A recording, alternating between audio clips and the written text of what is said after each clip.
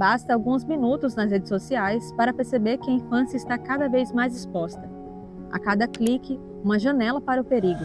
E em Rondônia, essa ameaça também é realidade. Casos recentes, como a denúncia do influenciador Felca, reacenderam o debate sobre adultização, sexualização e vulnerabilidade online. Mas esse caso não é recente nem isolado. Aqui em Rondônia, o judiciário precisa lidar todos os dias com casos como esse. Um grande problema para Rondônia, para o Brasil e para o mundo, né? Porque a gente diria o seguinte, que esse crime é um crime transnacional, né?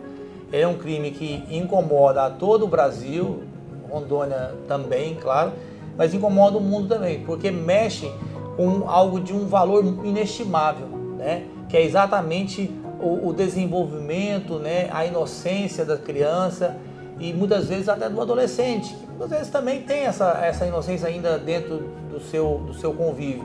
Quando essa inocência é rompida, o que fica são marcas que acompanham a vítima para sempre, como explica a psicóloga Elisete Gonçalves, especialista em saúde pública com ênfase em violência doméstica contra crianças e adolescentes. Quando essas crianças estão expostas, né, a essa rede, né, expostas ao ambiente virtual sem monitoramento, elas passam a ser expostas também a riscos desse próprio ambiente. E quando isso se torna excessivo, a gente tem alguns impactos. São crianças que tendem a experimentar comportamentos de ansiedade, né? Passa a desenvolver de fato ansiedades. À medida que são expostas, né, a esse ambiente virtual e estimuladas, inclusive, a se comportar como adultos, passam a olhar para si, para esse corpo infantil, porém se reconhecendo no lugar de um corpo adulto, porque é um corpo infantil, mas que gera um interesse de adulto. Quando a gente vê, né, a rede de pedofilia, talvez eles não vejam só esse prazer que eles alcançam nisso, prazer sexual, e não, eles não estão vendo um corpo adulto ali. Eles veem aquele corpo infantil, que é aquele corpo infantil que está gerando prazer. Além disso, né, essas crianças passam a ter problemas com a autoestima. Esse excessivo uso de tela, ansiedade, problemas de autoestima, passa a se comparar, inclusive, porque elas estão consumindo algo que não tem, consumindo algo que não pode ter, levadas a buscar uma outra realidade de vida que talvez não seja delas. Então, a infância passa a se tornar uma vitrine, de fato, de consumo, né? E passa a também trazer prejuízos, principalmente para a identidade dessa criança, que fica distorcida entre aquilo que eu realmente vivo e sou e entre aquilo que eu idealmente estou sendo levada a querer ser no ambiente virtual. Para proteger os pequenos, o Tribunal de Justiça de Rondônia criou o NIU, o Núcleo Institucional Humanizado de Oitivas, um espaço criado para ouvir crianças e adolescentes vítimas de violência. O nome não é à toa. Assim como o ninho de pássaros protege seus filhotes, o núcleo existe para que meninos e meninas contem o que viveram com segurança e acolhimento, longe da pressão de audiências tradicionais.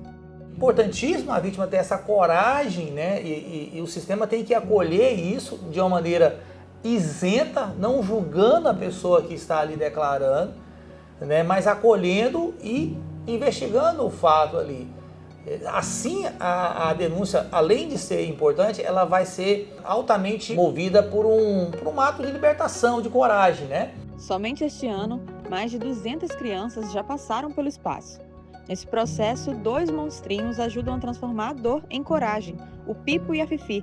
Criados para ensinar proteção contra a violência sexual, eles explicam de forma lúdica a diferença entre toques de carinho e abusivos. Muitas vezes é apontando nos bonecos que a criança consegue revelar o que sofreu. Mesmo com todo o acolhimento, quando o caso chega ao judiciário, a infância já sofreu as marcas de um trauma. Por isso é importante estar atento aos sinais e lá atrás agir na prevenção. A principal função ela vem da sociedade e da família. Porque quando chega no judiciário, o fato já aconteceu.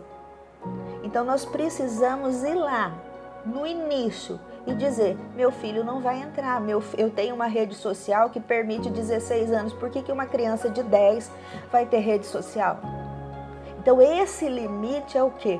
Pai, mãe e sociedade, porque se eu sou da sociedade e eu vejo uma página de uma criança de 10 anos, se eu curtir, se eu compartilhar, se eu ver, vai o quê? Vai me trazer outros perfis iguais àquele. Então eu, como sociedade, preciso o quê? Vi uma informação, um site ou algum TikTok, alguma coisa voltada, a criança bloqueia. Por quê? Porque na hora que isso perder o interesse, não vai ter ninguém que vai postar. Ou as próprias redes, elas não vão querer compartilhar isso. Então o papel da sociedade é imprescindível. Seja na família de cuidar dos seus filhos e seja na sociedade de não compartilhar, de não pactuar com isso. Porque, como eu disse, o judiciário, o Ministério Público, a Defensoria é o quê? O último, é a ponta. Ou seja, o fato já aconteceu, aquela criança já foi exposta, aquele adolescente já foi sexualizado, entendeu?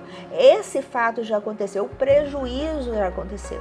Pai e a mãe, você quer compartilhar a rotina, mas não compartilha a intimidade dela. Não compartilha fotos mostrando a criança.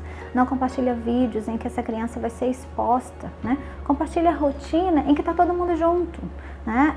Principalmente, e aí esse é um assunto importante que eu vejo que a maioria dos pais não conseguem estabelecer esse limite, não é saudável que uma criança tenha telefone, isso precisa ficar estabelecido. As crianças não precisam ter telefone enquanto são crianças, ponto. Ah, mas eu preciso ter acesso, um outro adulto tem que ter acesso a essa criança e de comunicação. A gente tem que encontrar alguma maneira para que isso aconteça. Se mesmo assim não tem outro recurso, você precisa oferecer, você tem que fazer o quê? Controle parental. Tem vários aplicativos de controle parental que você instala no telefone da criança e no seu.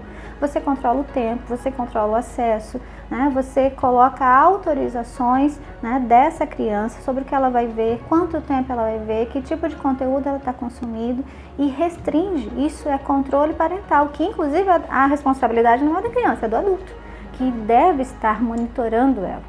Então não tem uma forma saudável, porque o ambiente virtual não é para criança.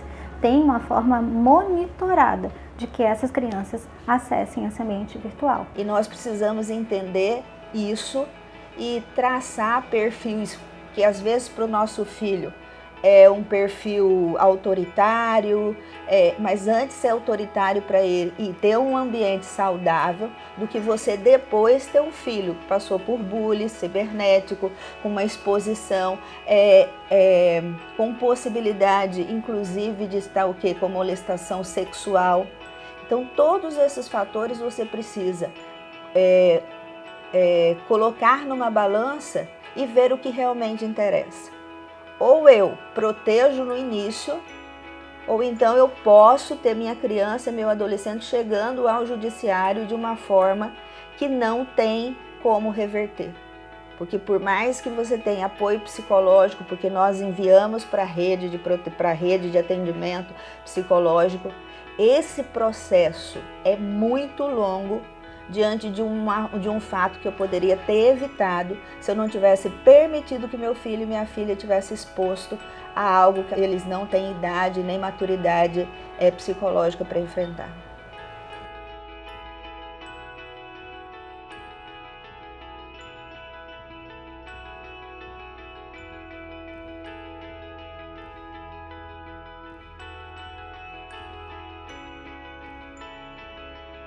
No fim, o que está em jogo não são relatórios nem estatísticas.